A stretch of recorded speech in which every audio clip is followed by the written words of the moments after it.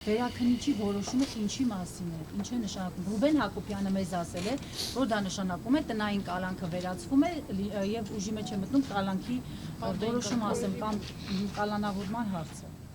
Վարույթ հարուցելու մասին որոշումը բեկանվել է վերաքննիչ քրեական դատանի կողմից հակակոռուպցիոն ուղղվածությամբ։ Արդյոք դրա հետևանքը ի վերջո դա է։ Այո, բայց արդյոք դատարանը հենց ուղիղ գնահատականը տվել է տնային կալանք թե կալանք, ասում եմ, որ ոչ։ Կարող էր արդյոք այդպես անել, կարող էր, այդպես չի արել։ Հիմա մնացած հարցերը ուղղեք Սուրեն Խաչատրյանին օրինակ։ Ամեն դեպքում պարոն Կարապետյանը տեղափոխվել է մեկուսարան, երբ բժշկական հարցերը ըստ այս որոշման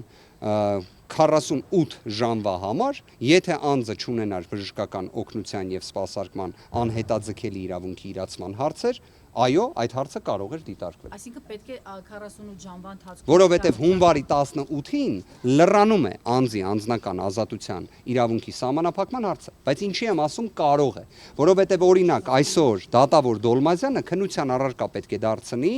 տնային կալանքի երկարաձգման հարցը, տնային կալանքի, եւ եթե օրինակ տնային կալանքի այս որոշումը մի մասով այո կարող է ազդել, որովհետև Սամվել Կարապետյանի նկատմամբ կոչեր կամ հրապարակային հայտարարություններով հանդես գալու սահմանափակում չի կարող կիրառվել։ Դատավոր Սուրեն Խաչատրյանի ֆանտազիայից մենք չունենք։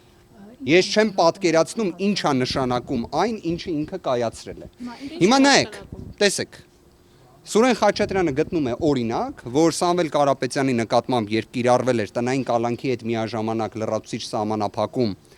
կոչերով հանդես գալու վերաբերյալ, օրինակ Սուրեն Խաչատրյանը հավանաբար երևի իսկապես շատ հետևում է Սամվել Կարապետյանի կոչերին, գտել է, որ դա եղել է ոչ իրավաչափ։